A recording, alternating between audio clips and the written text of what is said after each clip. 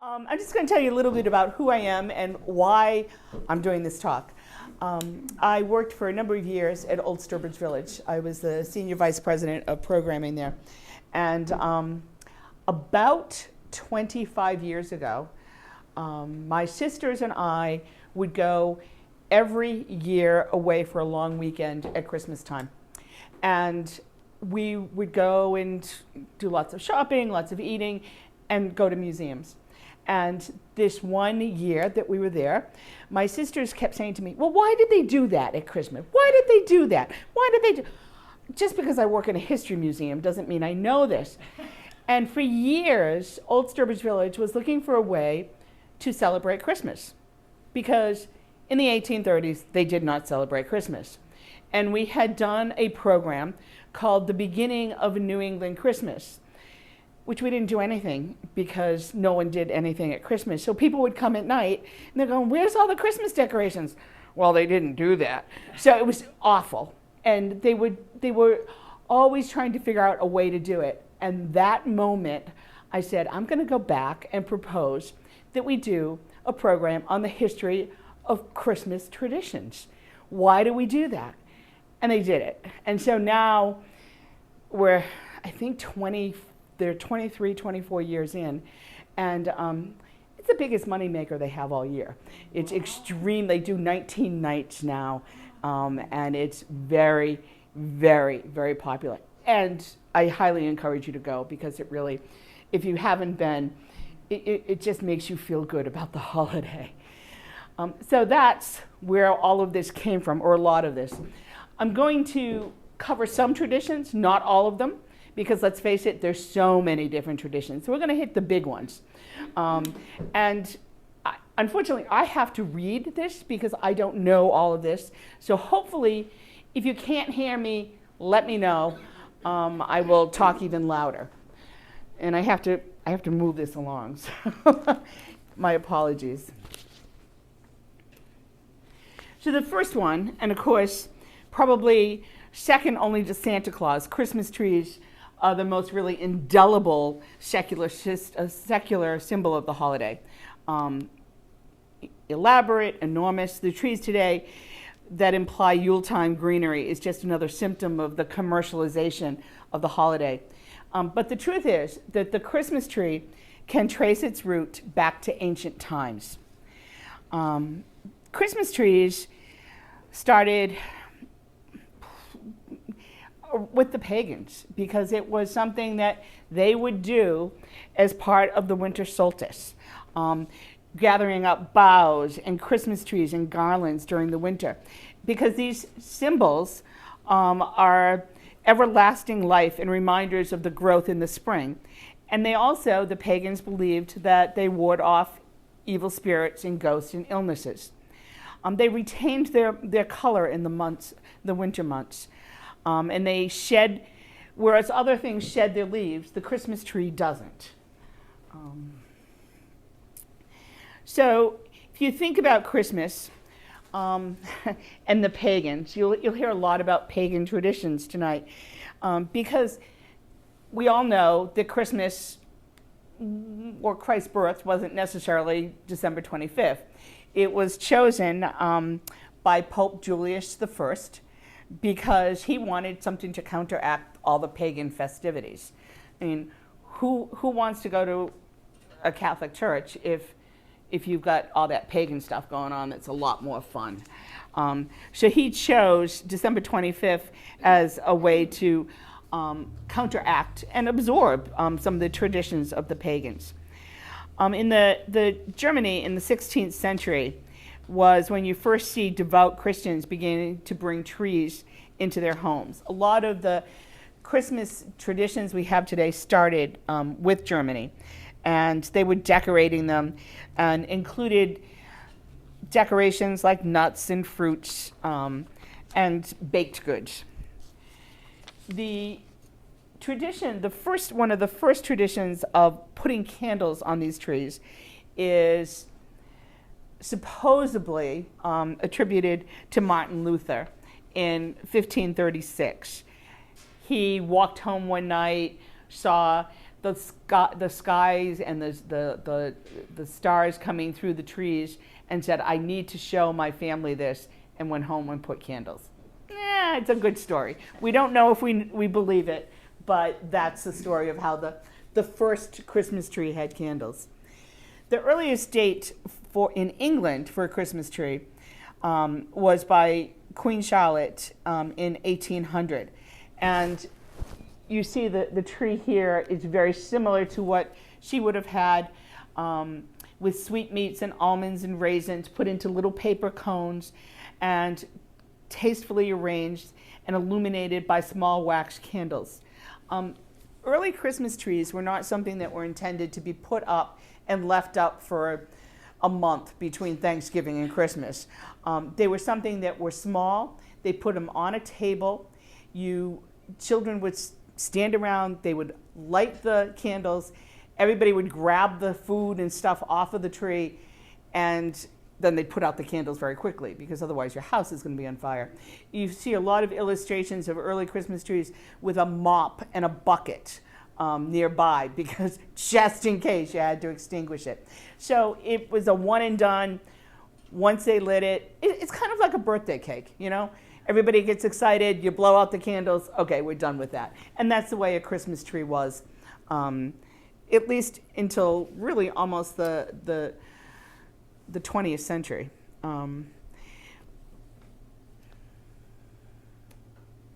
So this is the first Christmas tree that really influenced Americans. If you look on the left-hand side, that's Queen Victoria and Prince Albert, and an illustration of them and the Christmas tree that they put up for their children in 1846. On the right is an 1847 print from Godey's Ladies Magazine that basically they took the prince and the queen and Americanized them.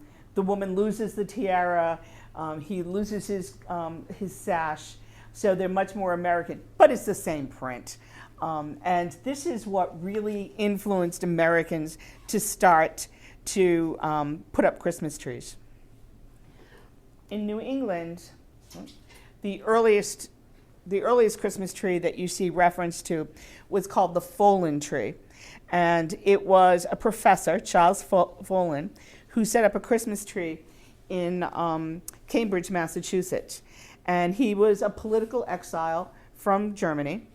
And he was actually very involved in the abolitionist movement as well. There's a wonderful description written by Harriet Martineau, who visited his family at Christmas. And she went into great detail about his Christmas tree and described the scene about the spruce tree with the small candles and presents for the son, who was 3 years old. So there's a number of changes to Christmas trees. The one on the right is a later 19th century. You can see it's no longer on the table, and pretty elaborate.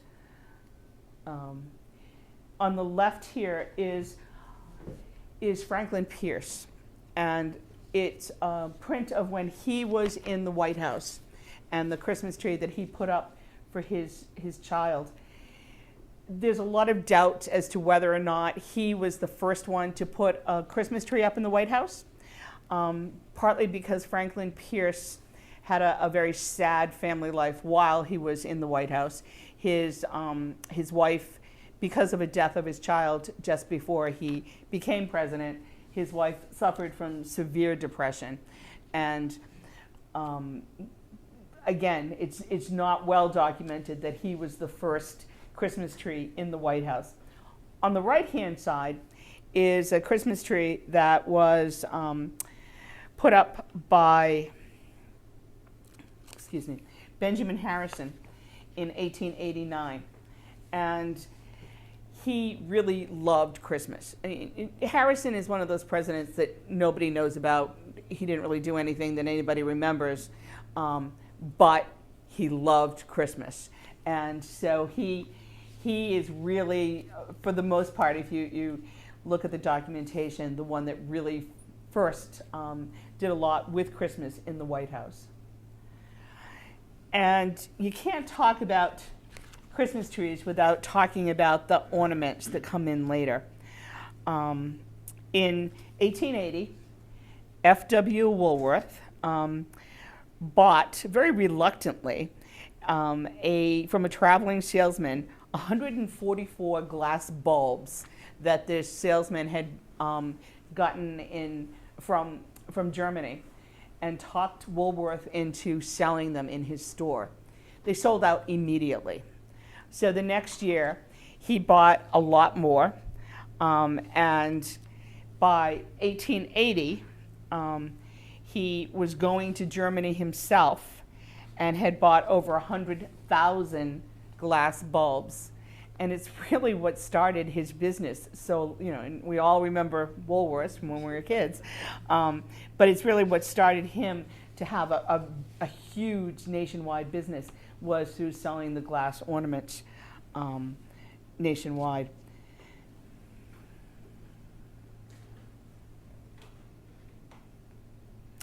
This is the first Christmas tree that was decorated with electric lights. And it was decorated by Edward Johnson, who was Thomas Edison's partner. And he hand-wired 80 white, red, and blue bulbs in 1882 in New York City. So this is the first one that had electric lights on it. And once they did that, it became all the rage. I love this photo. It's 1931, and it's when the Rockefeller Center is going up. And these are the gentlemen that during the Depression are working to put up the Rockefeller Center. And they decided an impromptu Christmas tree to go up that year. And so they put up a Christmas tree, decorated it with paper strands and whatever, basically trash they had around. But they had cranberries and garlands, that whatever they could find to put up there. But it just featured hope for these people. The middle of the Depression, they had jobs. And it's just a fabulous, fabulous photo. 2 years later was when the first tree went up in Rockefeller Center. Rockefeller Center was completed. And as we know, it now goes up every year and is very, very symbolic.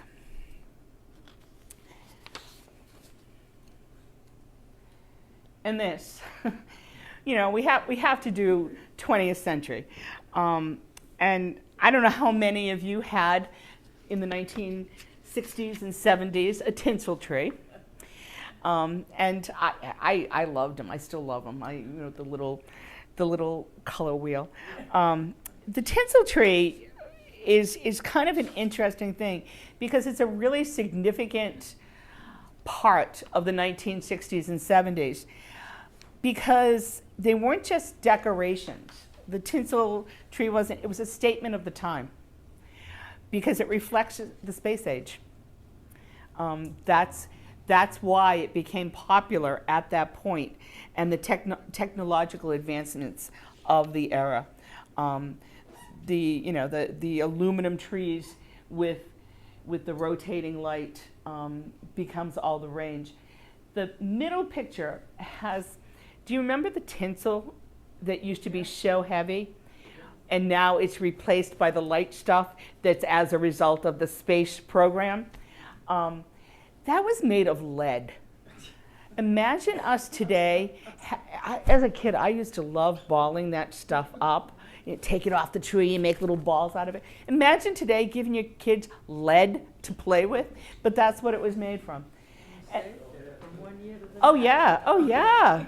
Well, you could. I mean, now you can barely get the stuff on the tree. But on the far right, of course, is where we are today with many of us with Christmas trees. You take them, they're already pre-lit, you put them together. Some people don't even take them apart, they just cover a plastic bag and that's it. But it's interesting to see where we've come all these years with the Christmas tree. So Santa Claus, I mean, even more iconic than the Christmas tree is Santa Claus. And most Santa Claus legends begin with St. Nicholas, who was a real-life 3rd century monk known for his generosity and affection towards children. He was called Sint Nicola in Holland and nicknamed Sinterklaas, which is where Santa Claus comes from. He rides a white horse, he knocks on doors, and is accompanied by Black Peter. Have anybody ever heard about Black Peter?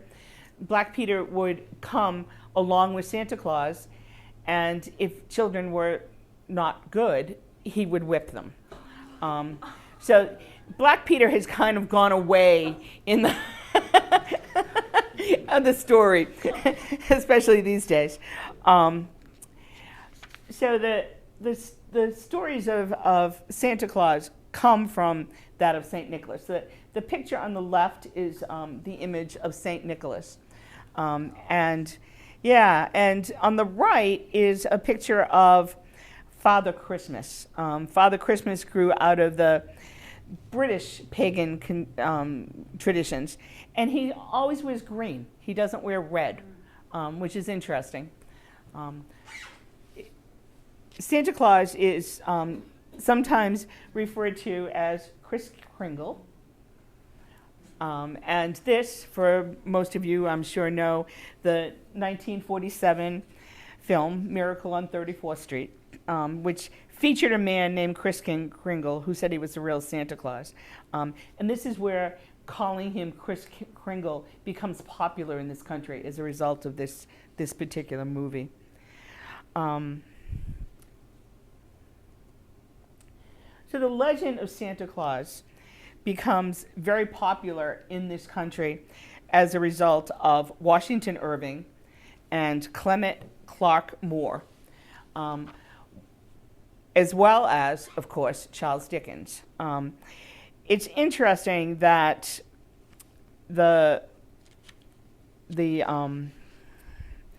Irving describes Santa Claus as a jolly, riding jollily over rooftops in 1809, and at that point, he influences Moore's poem, A Visit from St. Nicholas.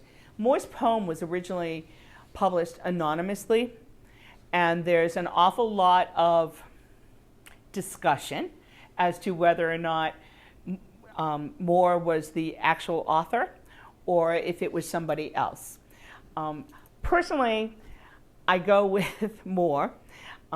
If you ever want to read a great book on Christmas, there's one by Steve Nessenbaum, who was a professor at UMass Amherst, and it's called The Battle for Christmas, and it's a great book. And he makes the case that it was Moore in that book that wrote "'Twas the Night Before Christmas." Actually, as an aside, most people really wouldn't care about Steve Nessenbaum, but I had read his book and I enjoyed it so much. And the first time that I met him, I felt like a little kid meeting a rock star or something. He kept looking at me like, "Whoa, boy, lady, you got crazy." He's a very nice man, and he has a great book. So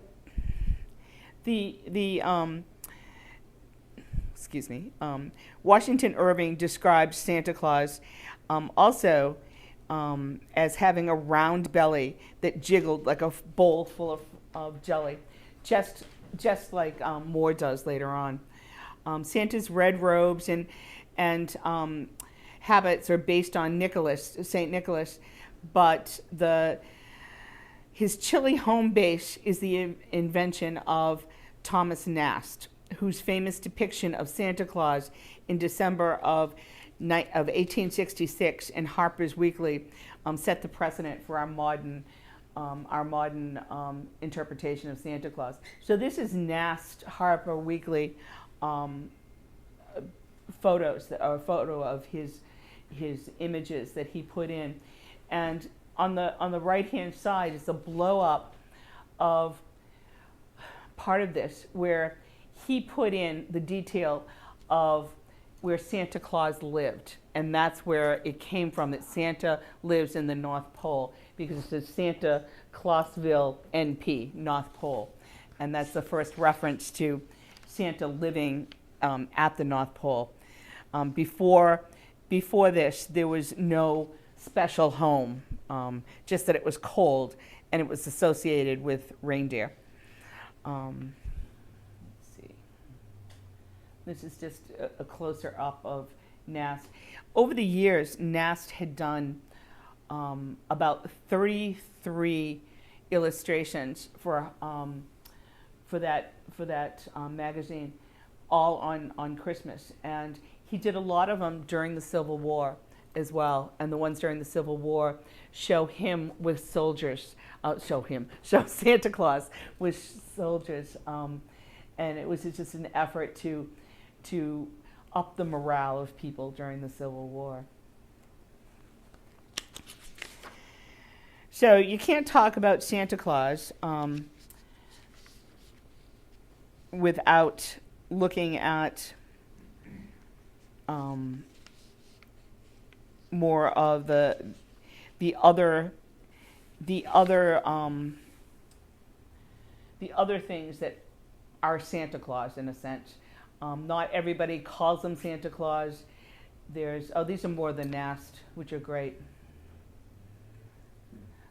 In addition to Santa Claus, there's Father Christmas, or Pierre Noel. There's, if you're in Norway, there's likely to be,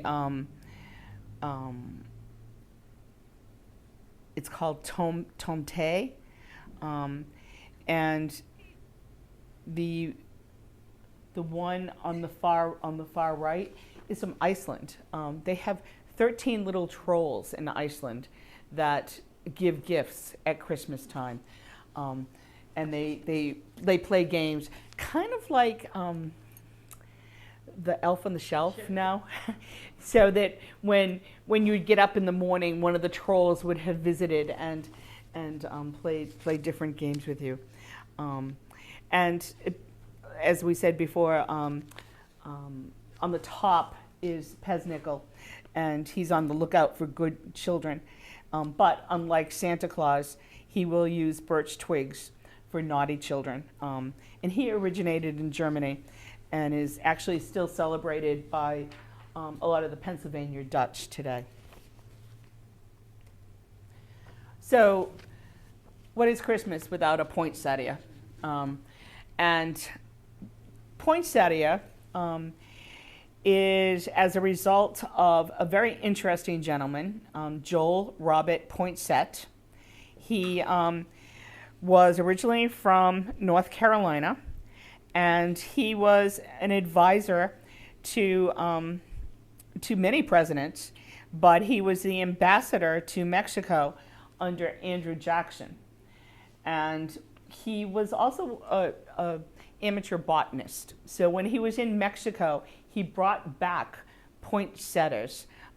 They weren't called poinsettias, but he brought them back and grew them in his greenhouse in North Carolina, I'm sorry. And he later on was attributed with introducing the poinsettia to this country.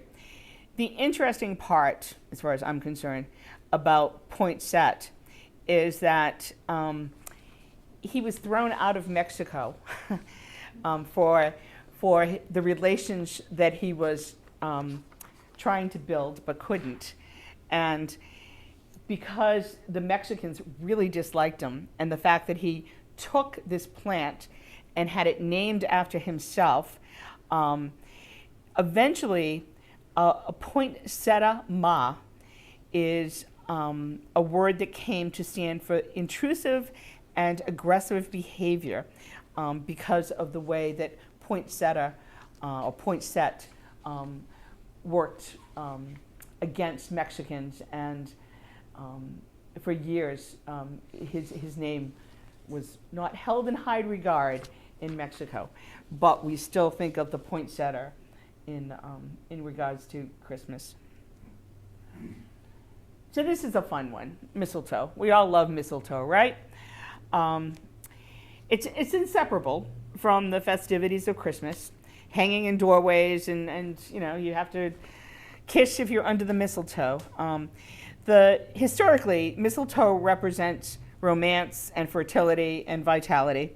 The Druids really valued mistletoe for its healing properties, and they were likely the first ones to decorate with mistletoe.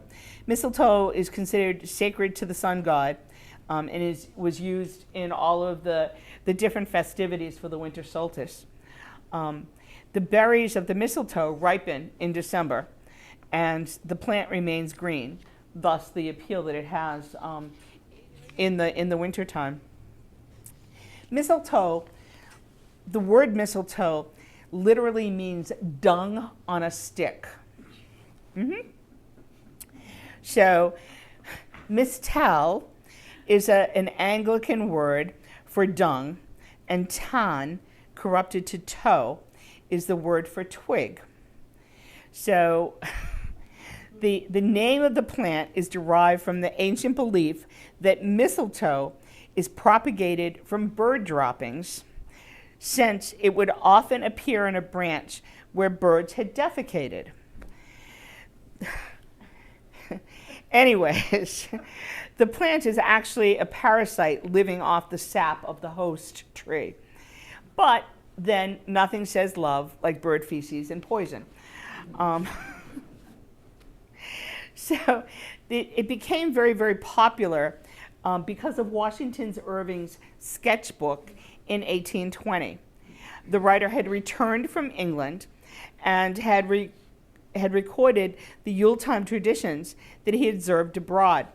And in a chapter called Christmas Eve, he said, "The mistletoe is hung in the farmhouses and kitchens in Christmas, and the young men have the privilege of kissing the girls under it, plucking each time a berry from the bush.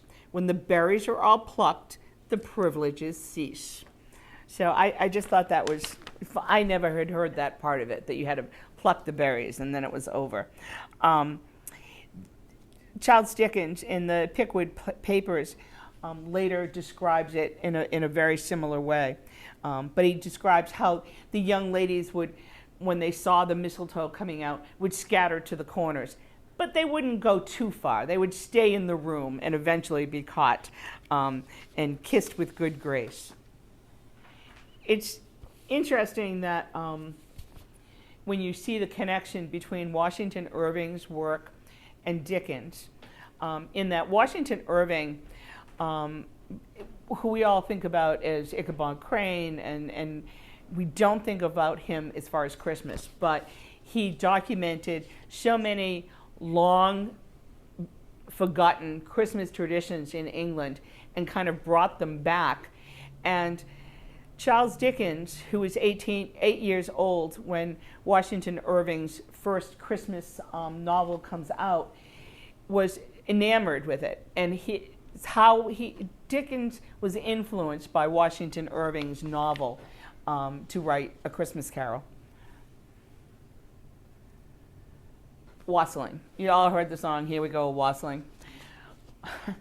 Wassailing is interesting. There's two different kinds of wassailing. The wassail bowl that they would serve in the house of called a smoking bishop, is mulled wine made with port, red wine, oranges, spices, and heated up. It's traditional to put a hot poker from the fire in the wassail bowl. But the other thing about wassailing is that, as you can see in this scene, it becomes like trick-or-treating for adults, drunken adults, that would go door to door asking for more alcohol, asking for money, and if you didn't give them something, they'd start singing. So I guess it's just, pay to play. You're going to send them away. But I think we all sing the song but don't really know what wassailing is, and the fact that it was kind of like the trick-or-treat of Christmas in the 18th and 19th century. One of my favorites, fruitcake and Christmas pudding. Of course, there's a fruitcake. Fruitcake is nothing says Christmas like fruitcake. And you probably all remember the fruitcake joke from Johnny Carson, that there's really only one fruitcake and it just gets passed around and passed around and passed around. And maybe that's true. But why do we put fruitcake and Christmas pudding into the tradition? Because in the 18th and 19th century, there was so much labor that went into making a fruitcake or making a Christmas pudding that it would be for the biggest festivity of the year. And it's hard for us to realize today how much work goes into something like this, because each one of those raisins that goes in has to be cut and the seeds taken out. There's no such thing as a seedless grape in the 18th and 19th century. Each one of the spices that goes into that has to be pounded and sifted. All of the sugar comes in solid. It has to be pounded and sifted. So the work that goes into this, as well as the expense, because those spices do not come cheap, makes it an extra special thing to have. And of course, it was done up in advance, very often a month or so in advance. And what they do with it is they keep it by soaking it with alcohol. Come Christmas, you light it on fire. And if you haven't had a real Christmas pudding or a fruitcake, you really have to try it sometime. A real one is amazing. In 1896, Parcel Post was created, and that's when they started mailing the stuff. Oh, no. You got to get a real one. I have one little story which is kind of funny with the the pudding on the left-hand side, the Christmas pudding. When the first year that we at Old Sturbridge Village were doing the Christmas program, one of the things that we were doing and highlighting in one of the buildings was the Christmas pudding. And as I raced out of the house that morning, I had intended to clip some holly to put on top of the Christmas pudding from my bush by the back door, and I didn't do it. So I got to work, and mid-afternoon, I realized I needed holly for my Christmas pudding. So I called my teenage daughter, and I said, "Honey, I need you to get some holly for my pudding." And she said, "Okay, what's holly?" I said, so I explained to her exactly where the bush was. I said, "You got to clip it off this bush." And she says, "Okay." So she and her best friend Maggie said, we will have it there for 4 o'clock for you. So I'm waiting for them to show up at 4 o'clock with my sprig of holly to just garnish my Christmas pudding. And the two of them come in with 2 trash bags full of holly. I never said, they had no idea of what a Christmas pudding was. I never said I needed a sprig. I just said I need holly for my pudding. And Maggie, who was a very intelligent young woman, said, "I can't believe your mother is going to make pudding out of holly. It's highly poisonous. You tell her it's poisonous. Tell her she can't make pudding out of holly." So the two of them arrived with 2 trash bags full of holly and saying, "Please don't make pudding out of this." I said, "It's just a garnish." But it was just really funny because in my mind, I knew what I wanted, but obviously a 16-year-old had no idea what what fruitcake and plum pudding is. So just a little bit about the Christmas literature. Of course, the Christmas Carol is the one that we always think of. But Dickens was not the first one to celebrate the Christmas season in literature. As I said, Washington Irving, in between 1819 and 1820, has a sketchbook that he does essays on Christmas traditions from the English, and he goes on and on and on about these traditions, and again influences Dickens, who's on the left. And it was Dickens actually contacted Washington Irving later in his life and asked if he could come and visit with him to discuss Christmas traditions. That's how much he was influenced by Irving. The trip never was made, but it didn't stop Dickens from using Washington Irving as an inspiration for the Christmas Carol.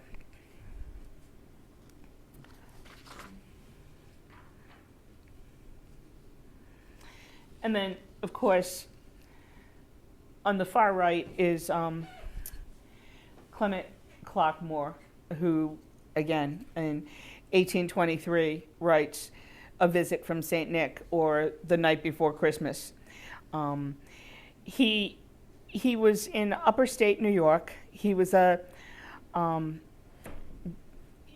his version, again, influences how we think about Christmas today. The image of Santa Claus, the depiction with his jolly demeanor and round belly and twinkling eyes and rosy cheeks. It's a portrayal that's been adopted by the entire world for generations. And then Nash uses that description from Moore in his later illustrations.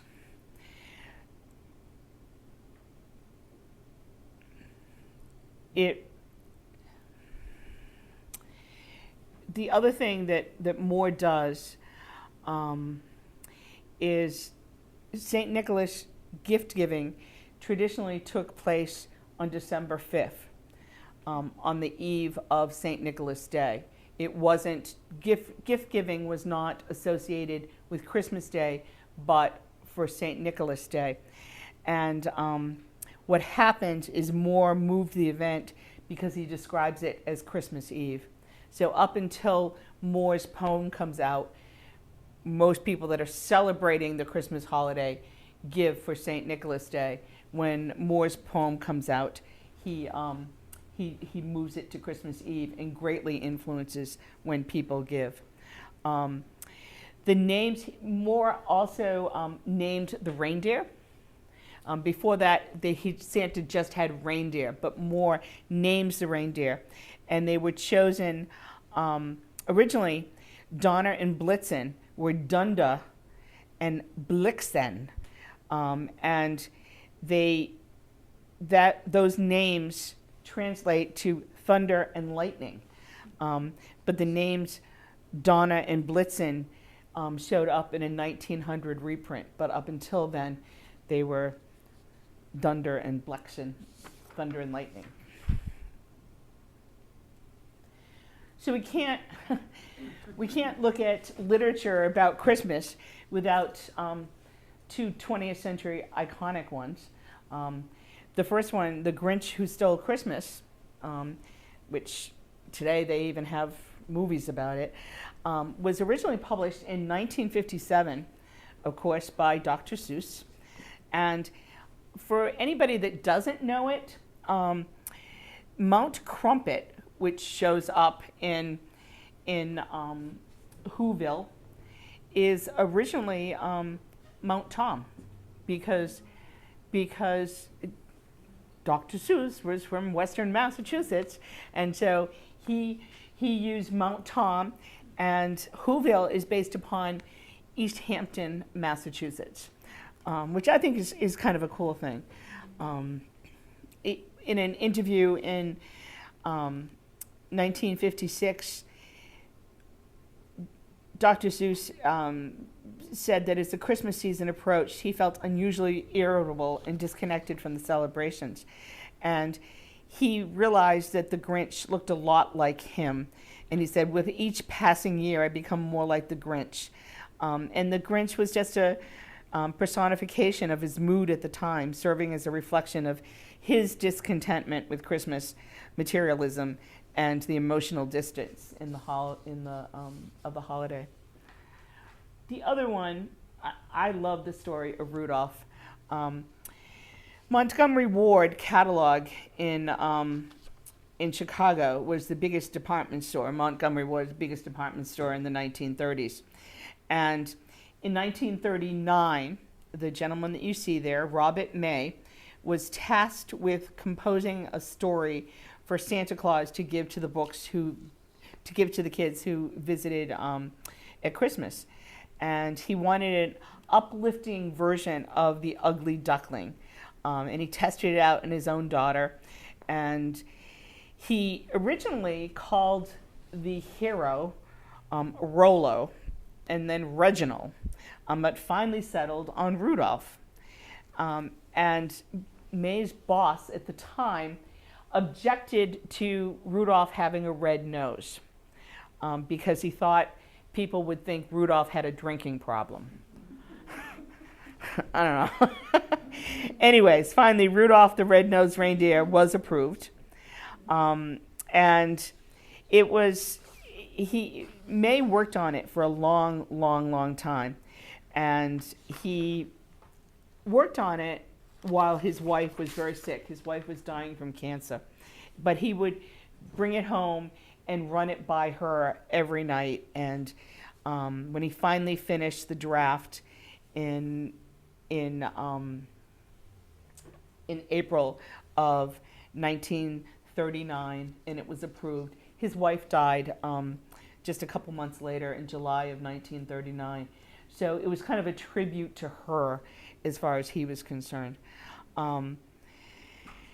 Later on in life, May says that his son Rudolph was the most generous of all his children because it gave him a good living for the rest of his life, and it paid for his children to go to school. Originally, the company had Montgomery Ward had kept Rudolph as their own, but eventually released it to May, and May made a fortune out of it.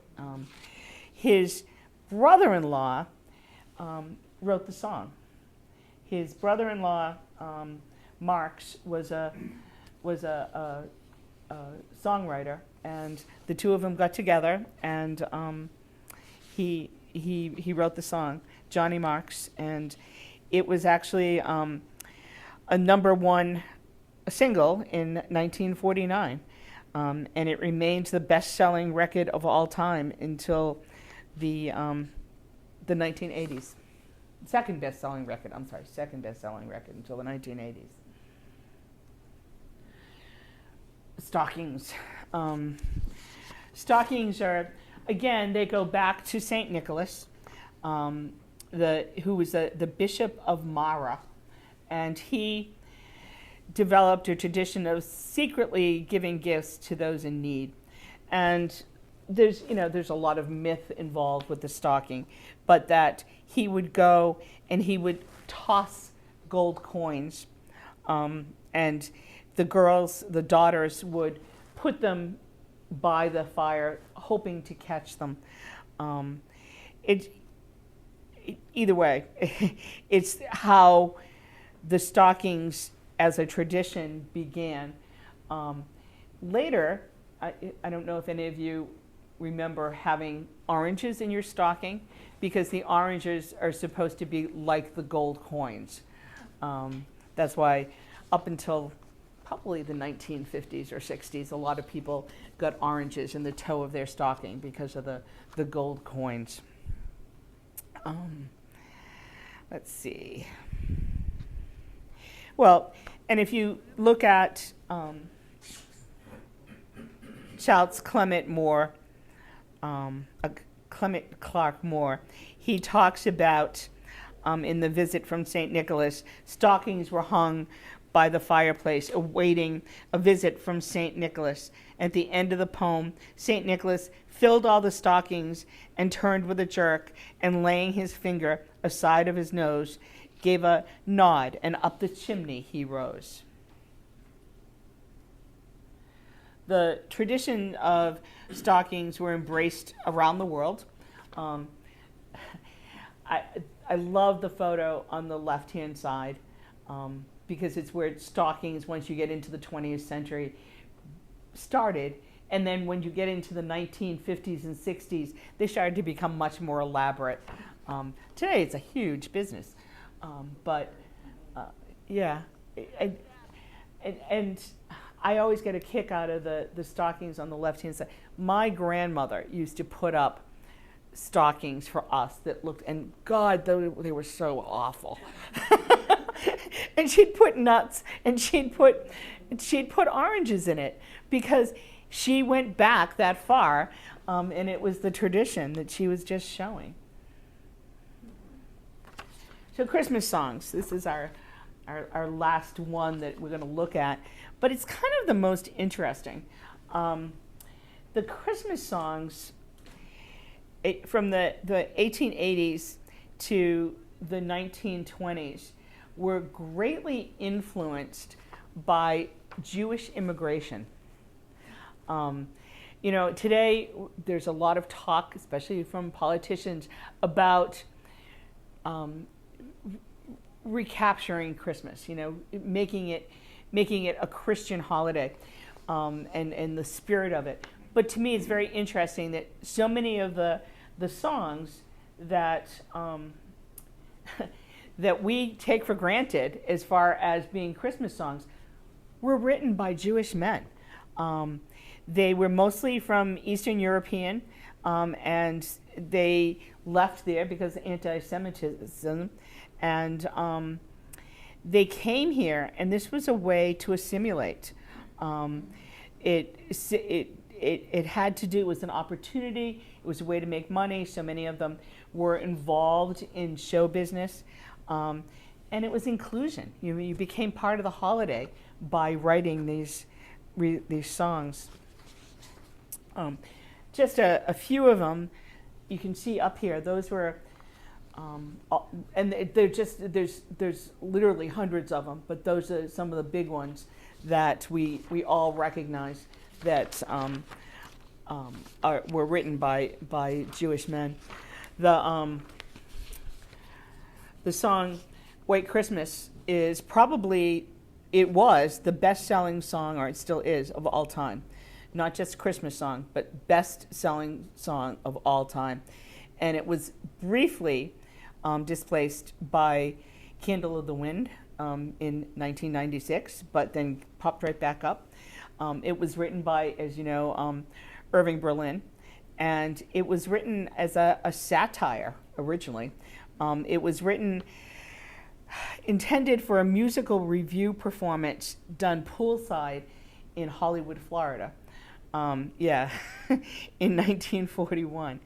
And he wrote it when he was living in Hollywood, Florida, and it was 80 degrees, and just like the Christmas song "Roasting Chestnuts on an Open Fire," again, that was done in July by Mel Torme, and it was their way of saying, "Stay cool. Let's think about something cool."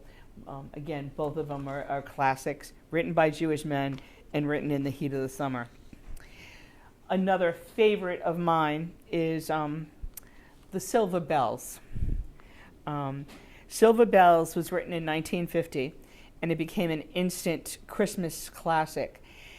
The original name for "Silver Bells" was Tinkle Bells. And Ray Evans, who was the writer, went home and told his wife that that's what they had just written this song. He and Jay had written this song, calling it "Tinkle Bells." And she goes, "You can't call a song that. Do you know what that means?" Which I think is pretty funny. And the last one we'll talk about is Jingle Bells, or One Horse Open Sleigh. There's lots of controversy as to who wrote Jingle Bells and when they wrote it and how it was performed. But James Lord Pierpont most likely is the person that wrote it. Medford, Massachusetts claims it was written there. Someplace down in Tennessee claims it was written there. Nobody really knows where he was when he wrote it. But the first documented public performance of the song by Johnny Pell was in 1857, and it was done as blackface.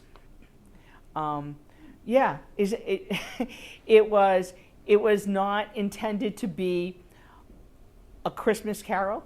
It was a drinking song, and it was a song about a bunch of drunken men going out in a sleigh. And there was a parody done by blackface, and that's how it was originally performed for a number of years before they changed it and it became a Christmas carol. So, happy Christmas to all, and to all a good night.